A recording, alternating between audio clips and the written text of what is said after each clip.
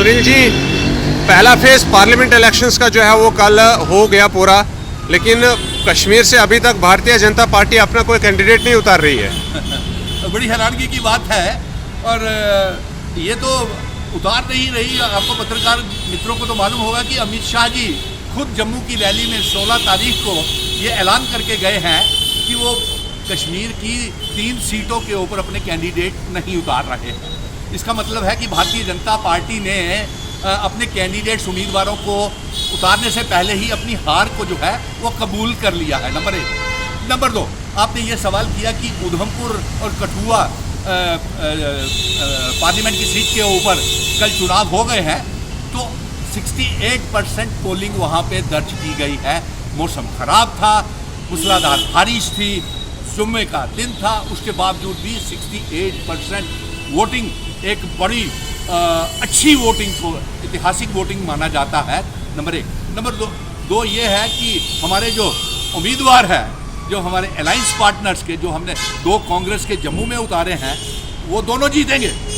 और ऐसा लग रहा है कि अंडरग्राउंड जो है ये बदलाव की तरफ, परिवर्तन के लिए ये 68% पोलिंग हुई है पहाड़ी इलाकों में वो। और ये लगता है कि हमारे लाल सिंह जो है वो जीत जाएंगे। नंबर 2, यहाँ अंडरकरंट एक पूरे देश में चल रही है और पूरे मुल्क में भी, जो ये 370 का दावा करते हैं हमें चिढ़ाने के लिए, जम्मू कश्मीर के लोगों को चिढ़ाने के लिए, तो ये तंज कसते हैं, ये टांट करते हैं 370 सीटें जीतेंगे, हमारे जख्मों को कुरेदते हैं ये कह के कि 370 सीटें जीतेंगे।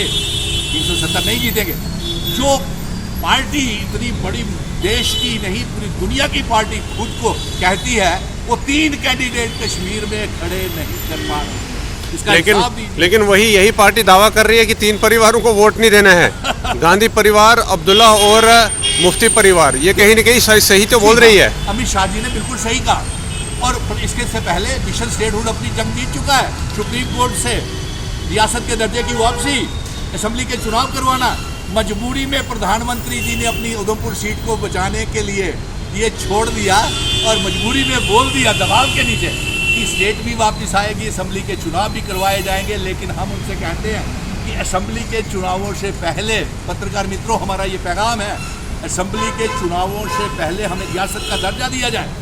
दूसरा, ये कहते हैं कि 3 परिवारों को समर्थन नहीं करना चाहिए, लेकिन वो हमारे अलायंस पार्टनर हैं, तो फिर समर्थन किसको करना है? आप किसको? ये 370 हटाने वाली पार्टी, ये हमारे जम्मू कश्मीर को, रियासत को तोड़ने वाली पार्टी, हमें मामूली सी यूनियन टेरिटरी बनाने वाली पार्टी किसको समर्थन करेगी? क्या गुलाम नबी आज़ाद की पार्टी को समर्थन करेगी? क्या अल्ताफ बुखारी इनका समर्थन लेंगे? क्या गुलाम नबी आज़ाद इनका समर्थन लेंगे? क्या पीपल्स कॉन्फ्रेंस इनका समर्थन लेंगे, जिन्होंने जम्मू कश्मीर रियासत को तोड़ दिया, जम्मू कश्मीर 370 तोड़ दिया, जिन्होंने हमारा स्टेट सब्जेक्ट छीन लिया, जिन्होंने कश्मीर के लोगों के इख्तियारात छीन लिए, जिन्होंने जम्मू की डोगरा रियासत छीन ली? नहीं जीत पाएंगे। तो फिर जो रीजनल पार्टीज है जिनके आप समर्थन कर रहे हैं, जो इंडिया अलायंस का हिस्सा है, उन्होंने जम्मू कश्मीर को आज तक क्या दिया? 370 था, हालात यहाँ के खराब थे। 370 था, पत्थरबाजी थी। 370 था, किलिंग्स हो रही थी। 370 था, ट्रांसपोर्टेशन कमजोर थी, कम्युनिकेशन कमजोर थी। मुझे ये बताइए, आप जिन पार्टियों की बात, आपने तो उनको एक चने की नीति के मुताबिक इकट्ठा भी किया था, वो तो बिखरे पड़े हैं ना आज। तो क्या इन पार्टियों पर भी एतमाद के काबिल ये पार्टियां भी है, लोकल पार्टियां? देखिए, मैंने चाणक्य की नीति, मुझे या चाणक्य का खिताब आप पत्रकार मित्र मुझे बार बार देते हैं। हाँ, ये सही है कि मैंने तमाम पॉलिटिकल पार्टीज़ को, कांग्रेस, नेशनल कॉन्फ्रेंस, पीडीपी, अपनी पार्टी, कश्मीर के कई संगठन, जम्मू के कई संगठन, अपनी रियासत का दर्जा वापस लेने के लिए, अपने बुजुर्गों की पगड़ी मान सम्मान के साथ वापस लेने के लिए, अपना 370 इल्हाक की शर्तें, जिन शर्तों के ऊपर इल्हाक हमारे बुजुर्ग भारत के साथ करके गए थे, वो लागू करवाने के लिए मैंने ये सभी को इकट्ठा किया। मैंने आपको कई बार पत्रकार मित्रों कि कई बार बोला था कि मैं जम्मू कश्मीर की आवाम को इकट्ठा करूंगा और तमाम पॉलिटिकल पार्टीज़ को इकट्ठा करूंगा, और मैंने इकट्ठा भी किया।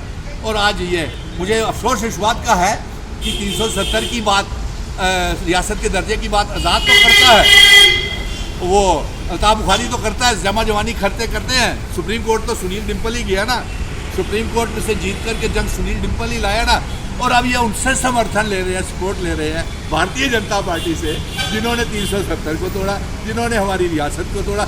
लेकिन एक बात मैं 370 तोड़ने में पीडीपी भी जिम्मेदार है। समर्थन तो उन्होंने ही भारतीय जनता पार्टी को देकर हमारे विधानसभा का रास्ता दिखाया। उसने अपनी भूल कबूल कर ली। देखिए जो हकीकत है, मैं उसने अपनी भूल कबूल की। जम्मू के लोगों ने भी अपनी भूल कबूल कर ली। लोगों ने नहीं, ये उनका कहना है कि इन्होंने हमें गुमराह किया, लड्डू डोल और मिठाइयाँ बांट कर। फिर भी जहन्नम का दरवाजा तो उन्होंने ही खोला ना। किसका? जहन्नम का दरवाजा खोला तो उन्होंने ही। वो तो फिर भुगत। आज फिर एक बात और भी है, यही कश्मीरी नेता जम्मू कश्मीर की बर्बादी के जिम्मेवार हैं और ये आगे भी होंगे। और जो 3 सीटें जो नहीं कश्मीर में खड़ी करके बीजेपी ने अपनी हार कबूल कर ली है असेंबली में, इससे भी बुरा हाल इनका होने वाला है। और भले ही प्रधानमंत्री जी ने ये लॉलीपॉप स्टेट को वापस करने का दिया है, लेकिन सुनील डिप्पल 100 सालों तक जंग लड़ेगा अपने रियासत के दर्जे की वापसी, अपने इंस्ट्रूमेंट ऑफ असेशन की शर्तों की वापसी, अपना स्टेट सब्जेक्ट अपनी ज़मीनों की हिफाजत की वापसी, अपने बुजुर्गों की पगड़ी को मान सम्मान के साथ वापस लाने की जंग 100 सालों तक लड़ेगा। लेकिन देखिए, आज पत्रकार मित्र आप ये नहीं पूछते हो जो पूछना चाहिए सवाल कि ये इन्होंने हार तो कबूल कर ली, लेकिन उसके साथ साथ BJP words do not meet with their actions. Bharatiya Janata party के प्रधानमंत्री दबाव में आकर के ये मान करके गए कि रियासत को तोड़ करके उन्होंने गलत किया, स्पेशल स्टेटस छीन करके, स्टेट सब्जेक्ट छीन करके गलत किया, यानी कि उन्होंने कबूल कर लिया कि उनसे गलती हुई है। नंबर 1। नंबर 2, इन्होंने जब मोदी की गारंटी का इलेक्शन मैनिफेस्टो जारी किया तो उस मैनिफेस्टो में रियासत के दर्जे की